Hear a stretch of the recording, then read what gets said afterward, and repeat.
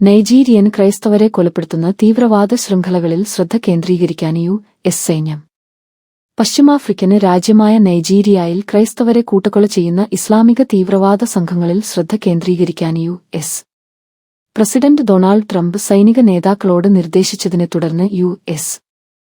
യുദ്ധവകുപ്പ് ശക്തമാക്കുകയാണെന്ന് യുദ്ധ secretary Pete Hegseth പറഞ്ഞു.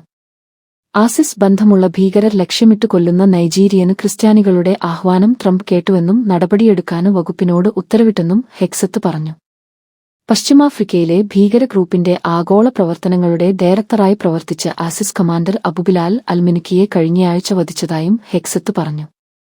ക്രിസ്ത്യാനികളെ കൂട്ടക്കൊല ചെയ്യുന്നതിനും ബന്ദികളാക്കുന്നതിനും നേതൃത്വമേൽക്കുന്നതിൽ അൽമിനുക്കി ഉൾപ്പെട്ടിട്ടുണ്ടെന്ന് യു.എസ്. ആഫ്രിക്ക കമാൻഡ് പറഞ്ഞു. പശ്ചിമാഫ്രിക്കൻ രാജ്യമായ നൈജീരിയയിൽ ക്രൈസ്തവരെ കൂട്ടക്കൊല ചെയ്യുന്ന ഇസ്ലാമിക തീവ്രവാദ സംഘങ്ങളിൽ ശ്രദ്ധ കേന്ദ്രീകരിക്കാൻ യു.എസ്. പ്രസിഡന്റ് ഡൊണാൾഡ് ട്രംപ് സൈനിക നേതാക്കളോട് നിർദ്ദേശിച്ചതിനെ തുടർന്ന് യു.എസ്. യുദ്ധവകുപ്പ് ശക്തമാക്കുകയാണെന്ന് യുദ്ധ സെക്രട്ടറി പീറ്റ് ഹെഗ്സെത്ത് പറഞ്ഞു.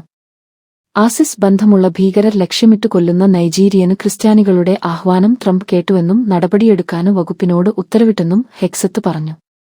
പശ്ചിമാഫ്രിക്കയിലെ ഭീകര ഗ്രൂപ്പിന്റെ ആഗോള പ്രവർത്തനങ്ങളുടെ ഡയറക്ടറായി പ്രവർത്തിച്ച ആസിസ് കമാൻഡർ അബുബിലാൽ അൽമിനുക്കിയെ കഴിഞ്ഞയാഴ്ച വധിച്ചതായും ഹെഗ്സെത്ത് പറഞ്ഞു. ക്രിസ്ത്യാനികളെ കൂട്ടക്കൊല ചെയ്യുന്നതിനും ബന്ദികളാക്കുന്നതിനും നേതൃത്വമേൽക്കുന്നതിൽ അൽമിനുക്കി ഉൾപ്പെട്ടിട്ടുണ്ടെന്ന് യു.എസ്. ആഫ്രിക്ക കമാൻഡ് പറഞ്ഞു.